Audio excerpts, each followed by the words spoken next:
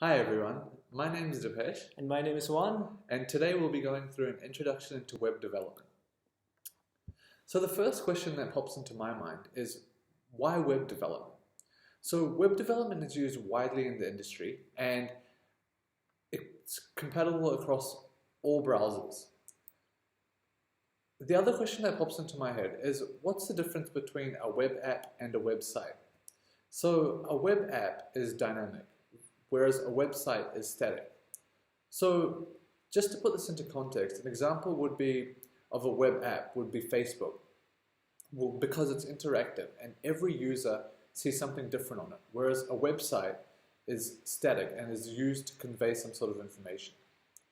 So we're not creating a mobile app. That's because a website is cross-platform. As you can see in this next slide, that you're already doing it. So we write one website or one web app and it's compatible across all these devices as well as across all these browsers. So we're the developers, and when we write our code, we put it onto some sort of source control, GitHub, Bitburger, Visual Studio Online, for instance. And later on, you'll learn about these. And you'll also learn about continuous deployment, whereas when you change your code locally, it continuously deploys to these repos, which gets updated for the end user here, which can see the change straight away. So there's various components to a good web app or a website. Today we'll be focusing on just these three: HTML, JavaScript, and CSS. So first, let's start off with HTML. HTML defines the contents of the web page and it acts as a framework. So HTML can be written in any text editor. If you're on a PC, you can use Notepad. If you're on a Mac, you could use TextEdit.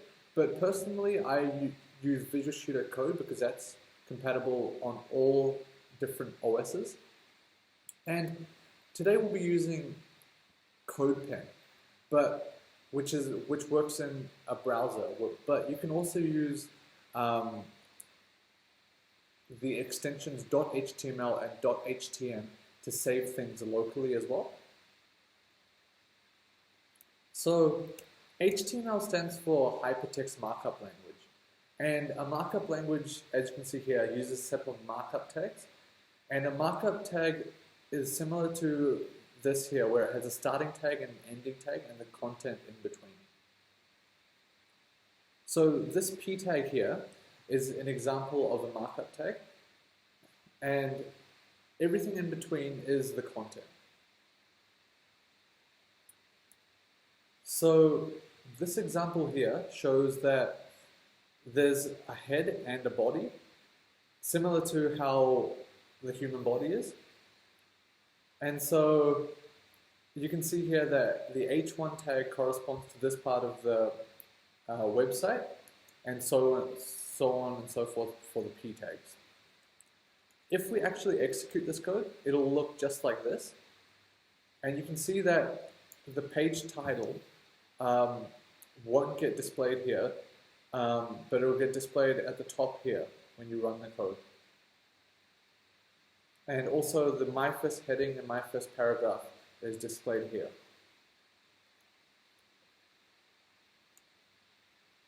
So there's different types of tags to display your content. We've gone through the p tag, and the br tag, essentially, if you use this, will add a new line character, as you can see here, which breaks up this p tag. And also there's a pre tag, which is on the next slide. If we actually run this code here, the difference between this pre tag and this p tag is that one will keep the formatting within the tag, and the p tag will make everything on one line, as it says right here. So there are other ways to describe the format of the content within these tags, and the corresponding outputs of these various tags on the left here are on the right hand side here. So another common tag that we'll use, or a common thing that you'll come over and would like to use in your one-pager, is the ability to go from one page to another, or from one page to another link. And so you can use an A tag. An A tag allows you to display the content, say for instance here, between these tags here. This is what is visible to the user and gets outputted like this. And when you click this particular link, it'll take you to www.microsoft.com. And so that leads me on to other ways of linking things in your website. You could also link not only text, but you could also link image. So for instance, this one here, the A tag is wrapped around this image, smiley.gif. And so if you click this, it would take you to default.asp, which could be another part of your website, for instance. And also, the next thing that you might like to use is a list. So a list is just a good way to organize some information that you're trying to portray to the user, for instance. So there's an ordered list and an unordered list.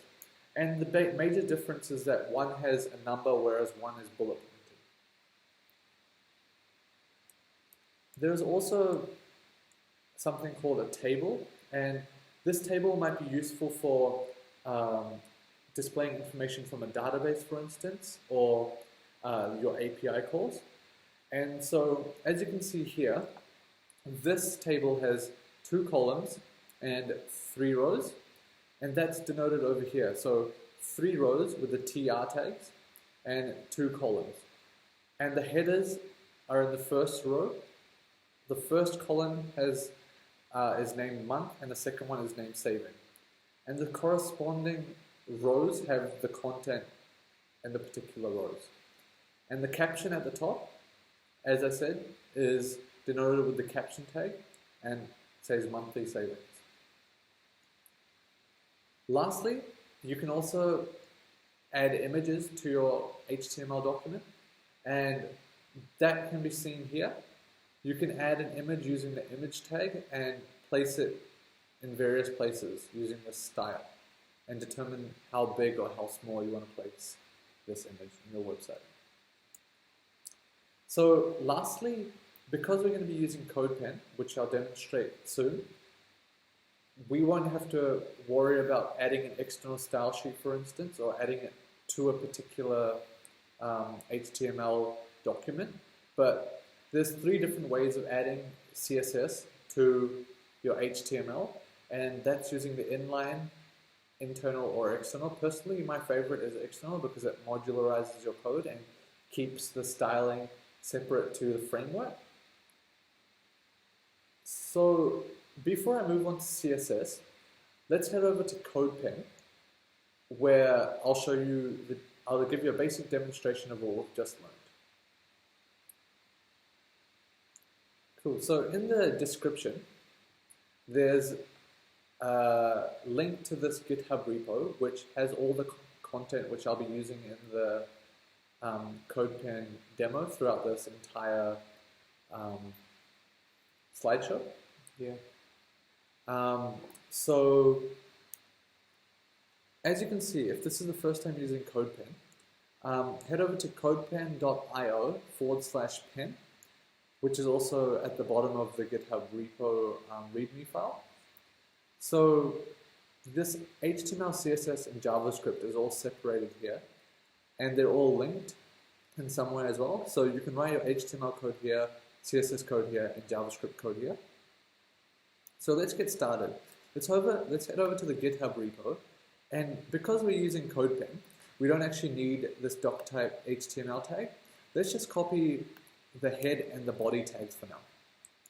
So let's copy that, paste that into here. So there aren't any changes at the moment because we're just making the initial structure of the website. So now let's head over to step 2. Let's copy the title and let's paste that within the head as it says right there. Now let's head over back to GitHub, and essentially we're just adding content from the slideshow just to give a demonstration of how all this works. So let's add this to the body, and as soon as we add this, the code will refresh, and as you can see, this is your first heading. And we can also head over to step 5. We can add a div tag. A div tag is like a division where you can separate different parts of your code to make it easier to understand, for instance. At the moment, this code is getting, the indentation is not perfect. So what we can do, a good feature of CodePen here is if we click this down arrow here and click tidy HTML, it'll automatically indent the code for you. So now when we move on to the next steps, step 6, we can copy this paragraph tag here, paste that into the div tag, and give that some time. And as you can see, that's your first paragraph. So HTML works quite sequentially in the sense that whatever's placed at the top of the body will get displayed at the top of the web page, and as you work your way down, it'll incrementally add underneath it. So it makes it quite easy to understand. So now let's go to step 8, and let's copy everything in between there. Let's place that underneath our p tag. And as you can see now, there's a link to Microsoft. So let's test this out. I'll open this into a new tab, and as you can see, this particular link goes straight to www.microsoft.com. And so embedded within this is the link that the user should get transferred to. So now what I'll do is we'll head over back to the PowerPoint slide where Juan will take you over CSS. All right, thank you, Dipesh. So, Dipesh has already taught you about HTML, which defines the content and structure of your web pages.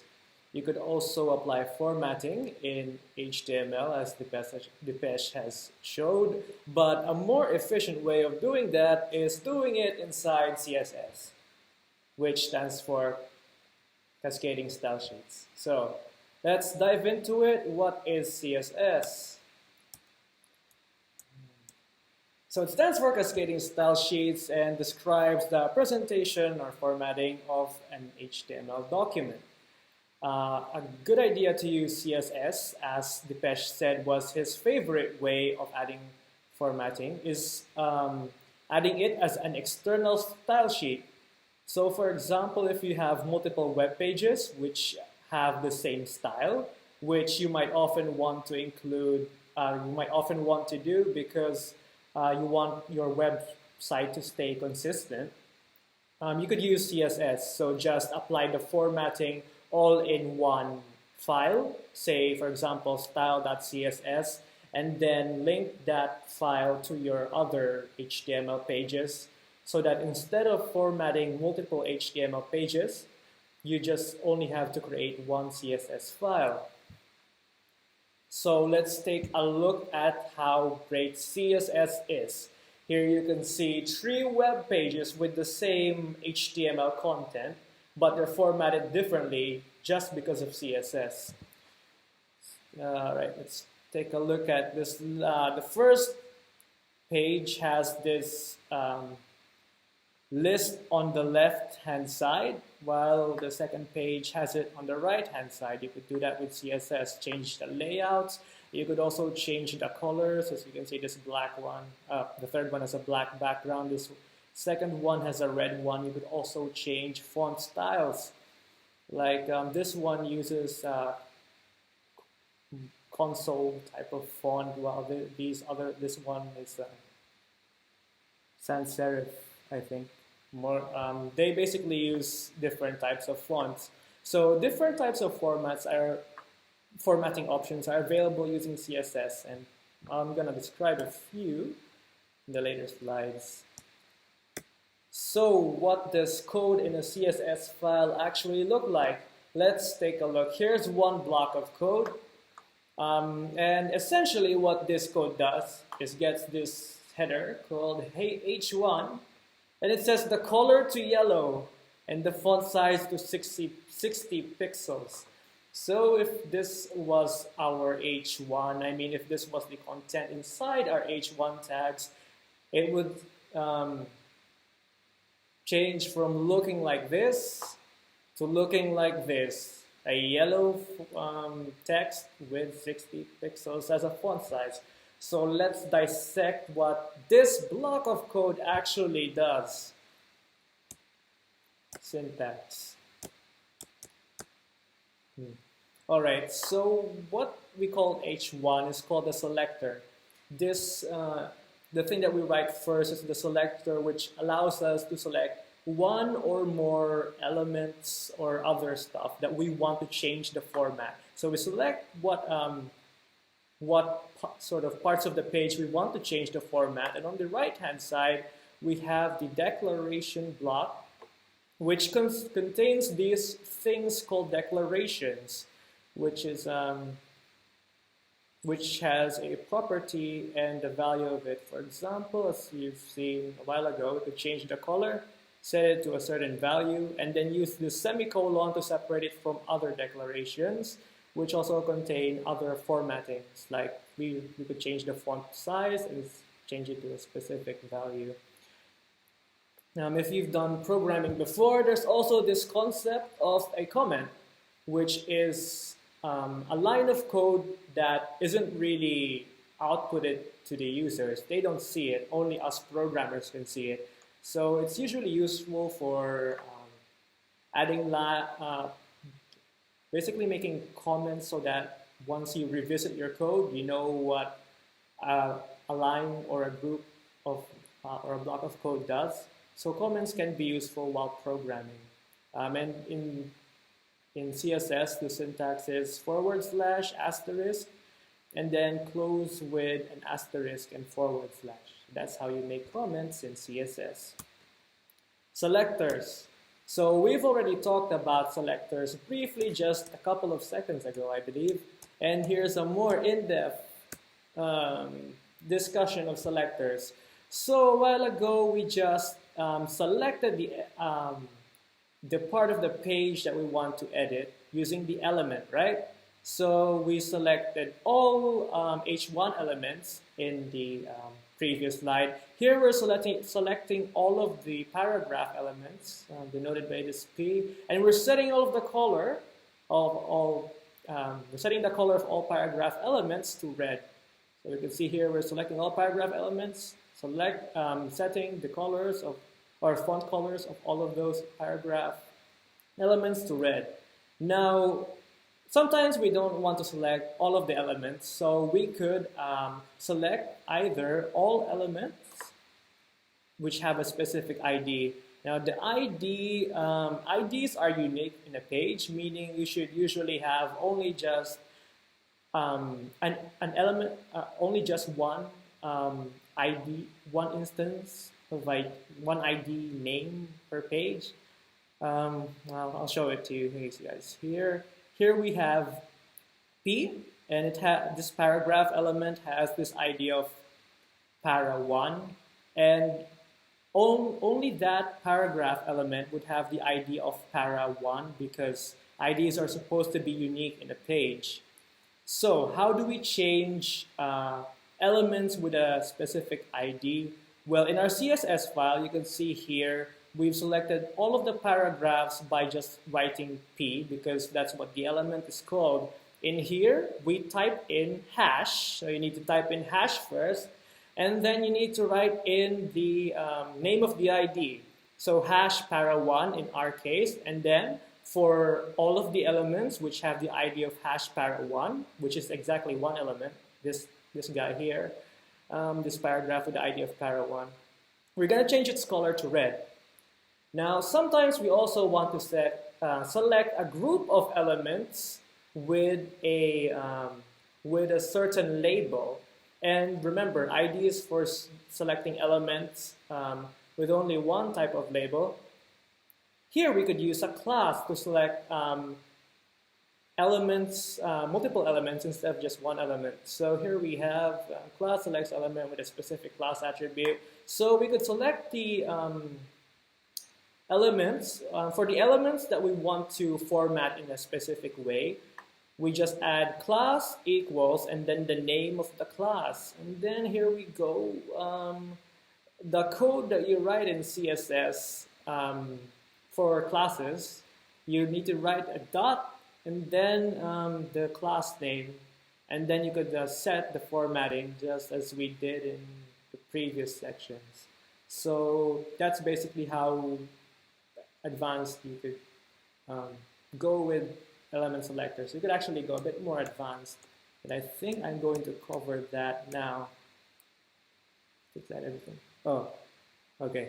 So you could also specify elements which are affected by a class. So in this case, we're going to select all paragraph elements with a class of special, and only all of those elements are going to be changed the font color red, or are only going to be formatted using the font color red.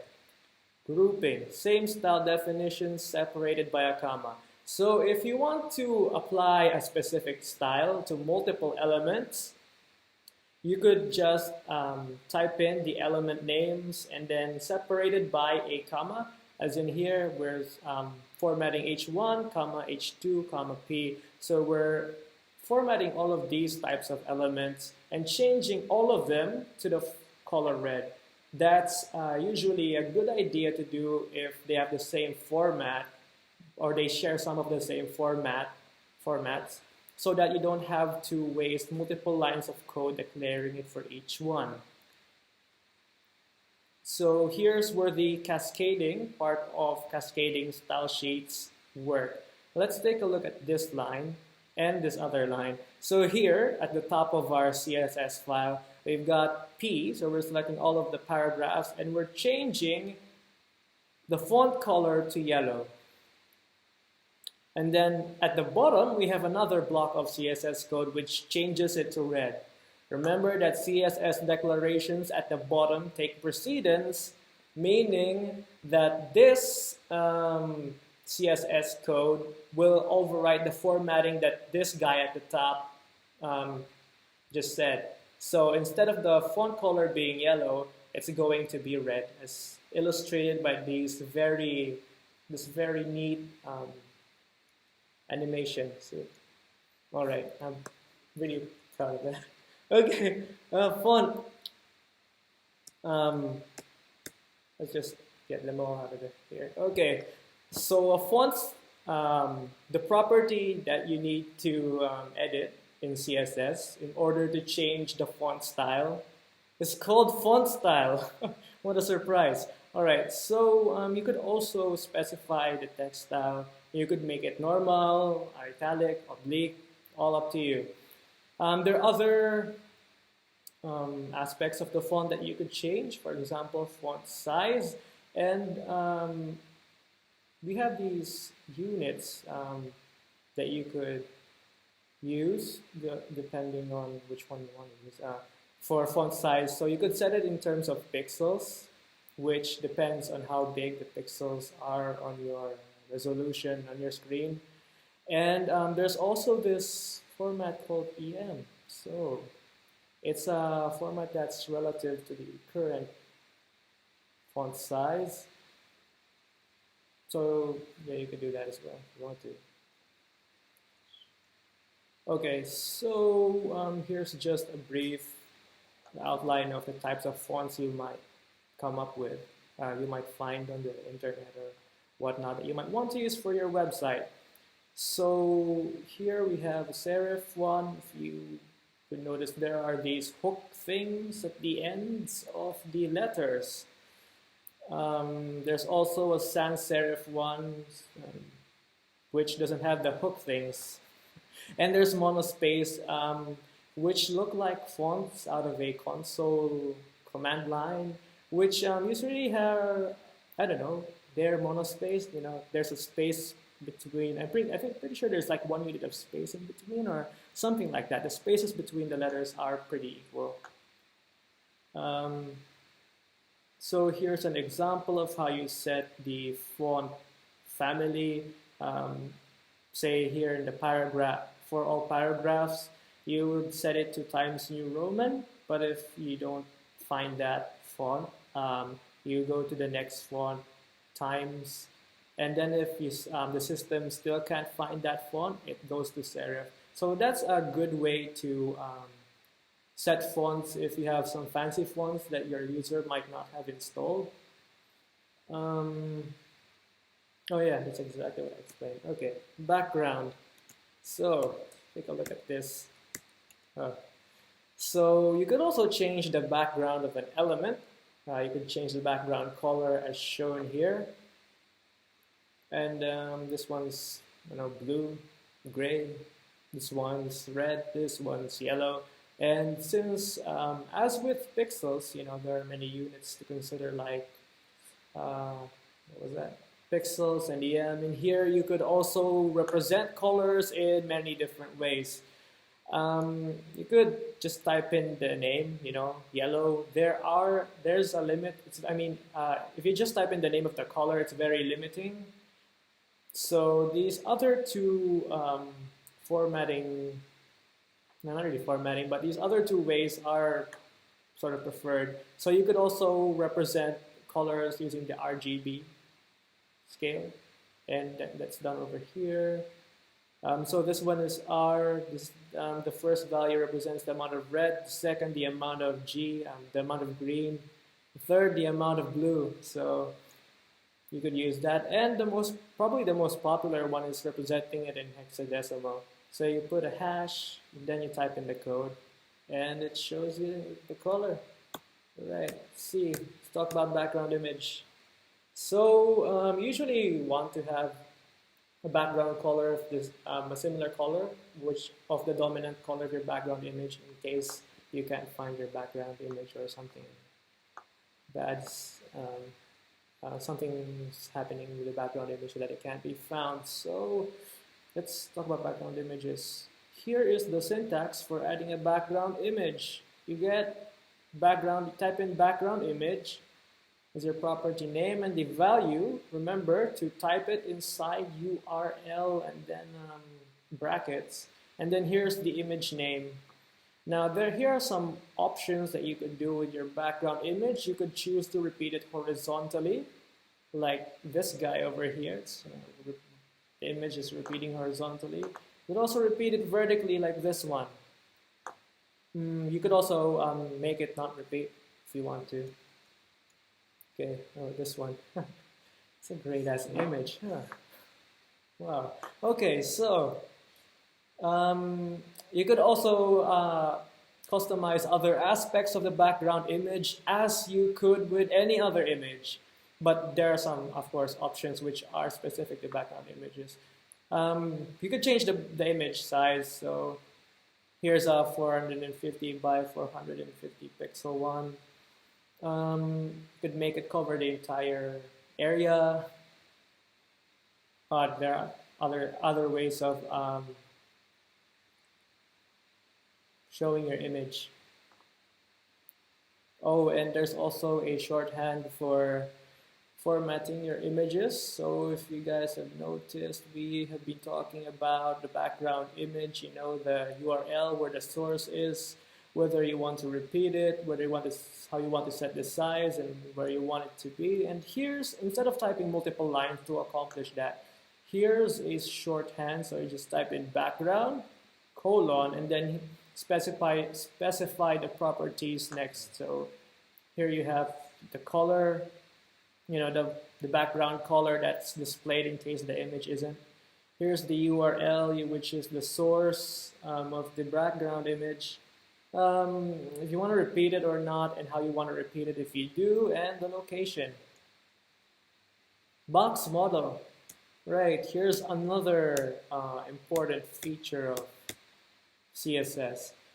So HTML elements can be considered as boxes. And here's a neat way to visualize that is using the box model. So your content stays in the middle. So basically where text and images appear, and the padding represents the amount of spacing. Also, the margin also does that, but the difference is the padding shows the spacing between the content and the border. So if you want to set a border and want the border to be farther from the content, increase the padding. There's also the border, which is self-explanatory. It's a border. You could change the width of or the thickness of the border, no matter how, to make it look as you want it to look like. And the margin represents the area outside the border. So you could, for example, increase the margin if you want two different elements spaced more. So if I covered border with padding, yeah. Here's an example. Ooh, okay. What's this trying to say? So let's say we're changing the background color to light gray. Okay, so that's the default background color. In this case, we've done it yellow. Okay, so yeah, it seems like we're having technical difficulties. For some reason, it's displayed as yellow. All right, let's see. The width is 300 pixels, padding 25 pixels. So here we have the padding being 25 pixels, the border being 25 pixels as well, and the margin, which you can't see since it's basically white space, also 25 pixels. You also have padding top, so this part being 25 pixels, padding right being 30 pixels. So if you can see this padding right, 30 pixels is greater or bigger than this padding left, which is 20 pixels. Link states. Okay, this one is another important part of CSS, since how hyperlink is formatted depends on its state. So unvisited links, they're usually links that you haven't clicked yet. They usually stay blue, I think, and with an underline. That's the default formatting for that. And then when you visit it, it usually turns purple. But in here, we could override all of that and make it look exactly as we want it to look. So you need to type in the anchor, the selector for your link, and then :link for an unvisited link, and then you could just change the formatting for all unvisited links. If you want to change the formatting for the link when you hover over it, you need to type in : again after the selector, and then type in hover, and then change the formatting on the inside.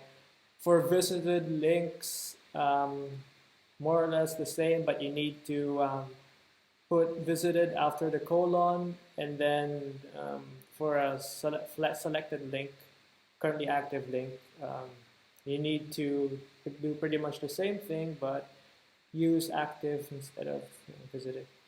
That's pretty much it for CSS, I believe, but we're going to do a demo. Cool, thank you, Juan. Let's now put all the things that we just learned into practice, and let's head back over to CodePen. So, as we did before, let's use the code that's already on the GitHub repo to help us out.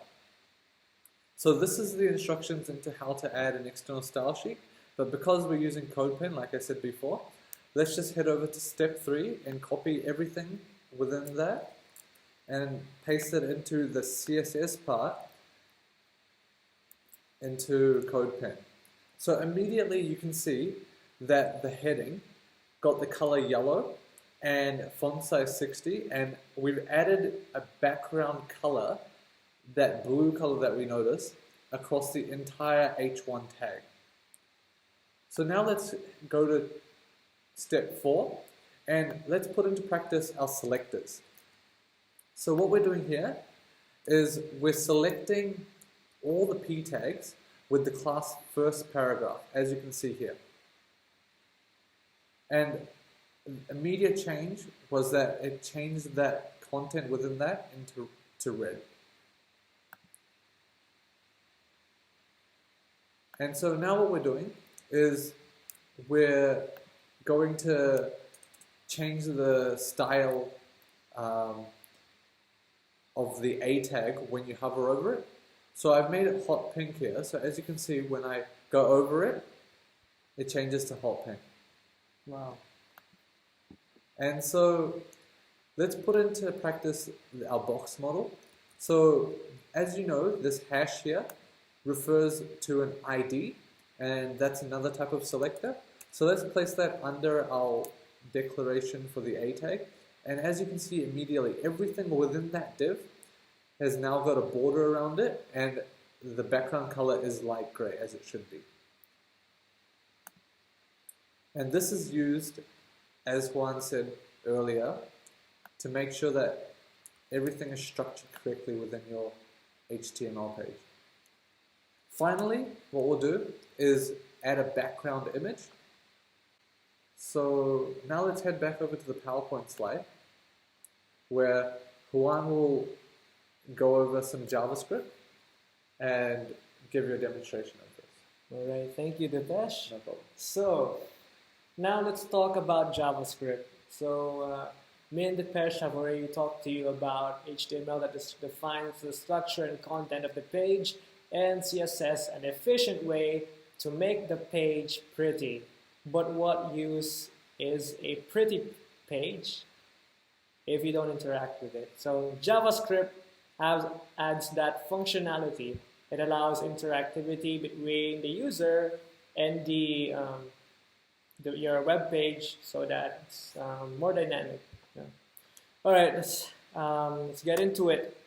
So JavaScript is one of the most popular programming languages in the world, especially in web development. Now, why is that? If you look at all of our modern browsers, they all support JavaScript. So if you also look in the back end, JavaScript can also be used on the server side. If you guys have heard of Node.js, and we're gonna use some Node.js, some functionalities of that. It is built on JavaScript as well. So you have JavaScript in the back end, you have it in the front end. There's also a ton of front end frameworks which are built on top of JavaScript, like React.js or Angular.js, two of the more popular ones. It's all based on JavaScript. So if you see yourself in the future being a web developer, JavaScript is one of the most crucial languages to learn. And it's also used in non-web-based environments, but we're not going to talk about that because we're talking about web dev. This is intro to web dev. Oh yeah, it's not Java, okay? Just because JavaScript has Java in its name doesn't mean it's in any way related to Java, other than they're both programming languages. I guess you could say that. But yeah, they're not related to each other. JavaScript is to Java, carpet is to carpet. So just because it has the first word in its name doesn't mean it's related to that. You get the drift. All right, so when you first learn a programming language, computer science tradition is usually to output hello world. How do we do this in JavaScript? Well, there are actually a ton of ways to do that. Here are 4 common ways of doing that. Oh, hey, good. All right. So one of the simplest way to display output is by typing in document.write. And since we're programmers, we want to be efficient. I'll just copy it from the GitHub. Saves time, saves money. Okay, here we go. So what document.write does is we supply it with HTML code, or in this case, we've supplied it a string called hello world. Oh, I could use my mouse. This string. And it outputs it directly to the HTML so that when we look at our web page, and scroll down. Oh, what's this? What's this thing doing here? That's the result of using document.write. If I'm not mistaken, CodePen puts all the JavaScript files at the bottom so that this JavaScript file thing, the code for this JavaScript is run at the very bottom so that our text appears at the very bottom. So that's why our hello world is at the bottom. Here are other ways of displaying text, outputting using JavaScript. We have this thing called an alert, which is, right click, which outputs a dialog box or a message box with the message of your choice. So how it works is you just need to type in alert with the message of your choice. Now be careful in using alerts because number one, they're very simple, not very pretty, and they are annoying because I can't click on any other thing or interact with any other part of the page as long as this alert is blocking my view, and you need to click on OK. So that's another way of displaying output. Might not be the best way, but at least you know about it. Here's a way that I won't use right now, but I just want you guys to know about. You could also use get an element and set its content to something. So let's take a look at this code. You do document, so you get the DOM, and then you use .get element by ID. So if we look over here, we have this div with an ID of box model, and we are in the code here, the JavaScript area. No, it's not coming bigger. Oh, here we go. We use .inner HTML. So remember that we used to have some text here, my first paragraph, and then a hyperlink to Microsoft.com. Well, that's all gone, and it's replaced by this hello world text over here. So that inside this div, this box model div, we're replacing it with hello world, and that's what happens at the bottom here. No more my first paragraph. No more Microsoft link.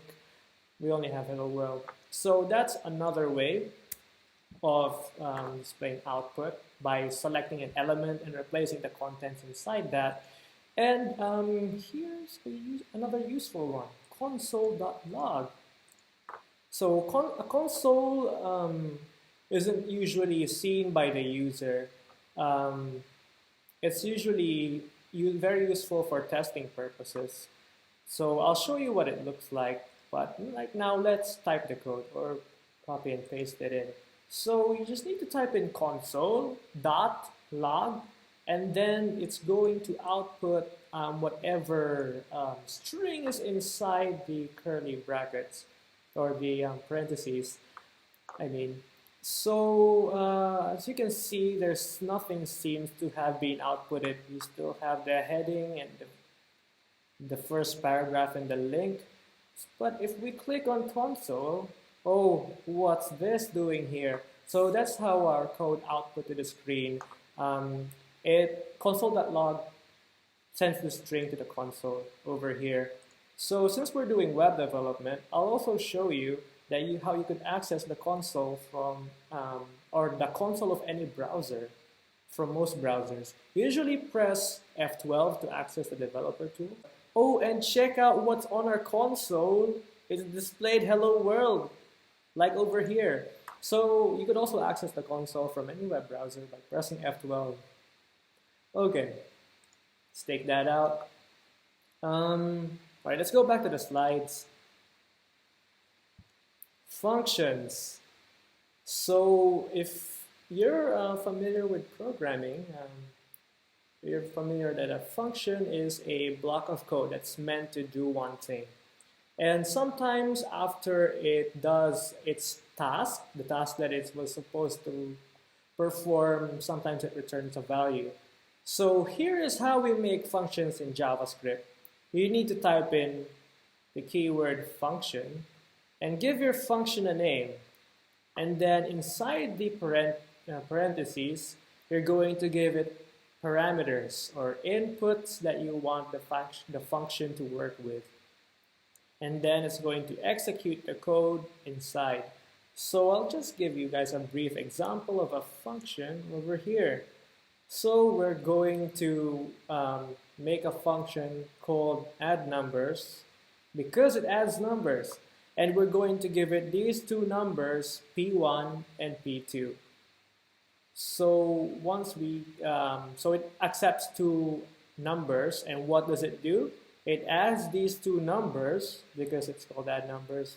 That's what we want it to do, and then it returns it, which basically means it just gets the result of that. So on a more practical, actually.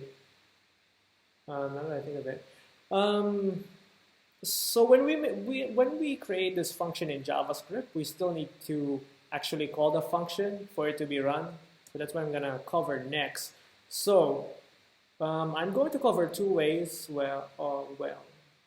which show functions being called. Here's one of the most common ones. It's when an event occurs. So let's take a look. Here we have a function called show, which I'm guessing is supposed to show something, and it says document. So we get get element by ID, and then demo button dot inner HTML equals date. So you guys have already seen this type of syntax because we just used it like a while ago when we changed the contents of the div into a hello world text. So it's very similar. What it does is that it gets the element with the ID of demo button, and then it replaces whatever's inside the contents of that button into the date. So the date function returns the date, so it just sets it to the date. So let's first create this function in our code pen thing. Oh wow! All right.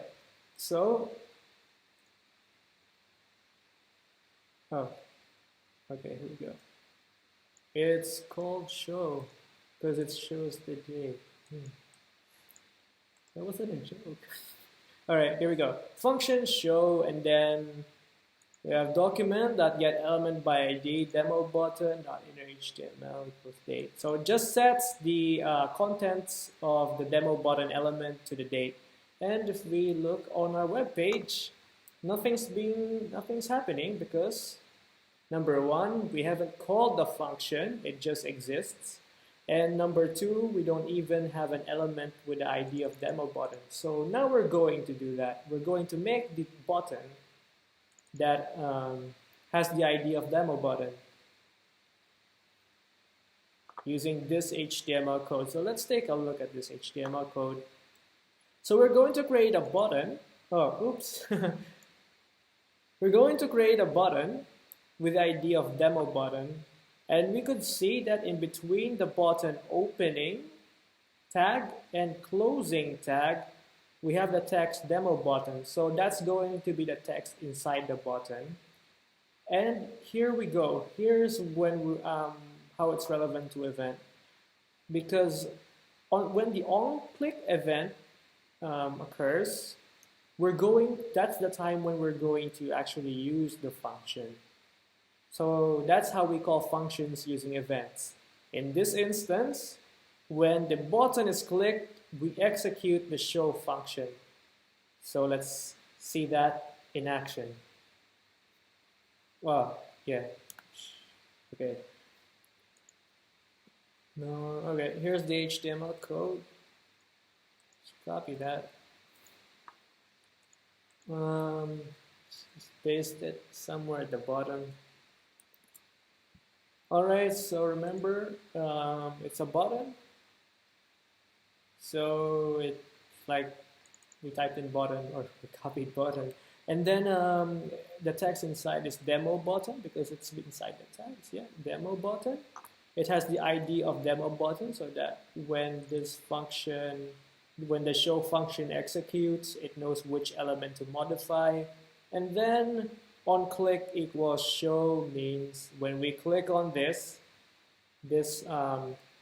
function, the show function should be executed, and the demo button text should be changed from demo button to the current date. Let's see it. All right, I'm gonna click it now. Oh yes, there we go. Well done, guys. You have now you've now executed a JavaScript function using an event. All right. It actually shows a lot more things other than the date. So, a lot of other useful stuff. Okay. All right. So that's how you call functions. Another way. Oh wait, actually, I want to talk about events first.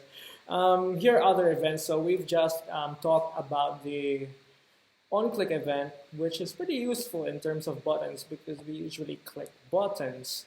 Here's an on-change event, which is executed when something is changed.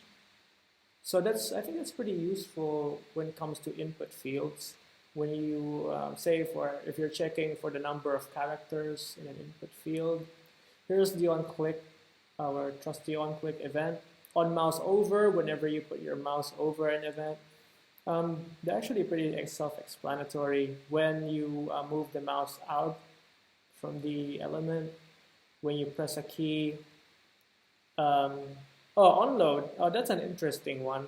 So sometimes you want the browser to first load the entire page before executing any of your JavaScript code. So onload is a good way. Well, it's one way to do that. There are actually a lot more HTML events available over here. If you click that on the PowerPoint slides over at W3 Schools. All right, here's the other way of calling functions. It's actually really simple. You could call a function from within a function. So let's take a look at this one. You have a function called add numbers, which I'm guessing adds numbers, and it adds whatever is returned by the get number one function and the get number two function. So get number one returns the first number that we want to add. Get number two returns the second number that we want to add, and add numbers just adds those two numbers. So if you can see, like we're calling a function inside a function. Oh yeah, objects. All right, so in JavaScript you could also create objects. It's very easy. The syntax is very straightforward. You just need to type in var, well, variable, but start into var, and then the name of your object, and then you would set values to the properties. Say, in this example, for our car, we're naming it Tesla car with the model of P90D, and its color is white. You could also add properties on the fly by using this type of syntax. You could access your car object name, do dot, press dot, type in dot, and then create a new property, say price in this instance, and set it to a number. So we're setting the price to 120,000. So that's a good overall intro to JavaScript and pretty much everything else, HTML, CSS, and JavaScript. Cool. We hope you learned a lot from this video, and that's the end of this particular video. Feel free to watch the following videos, and thank you. Cool. Thank you.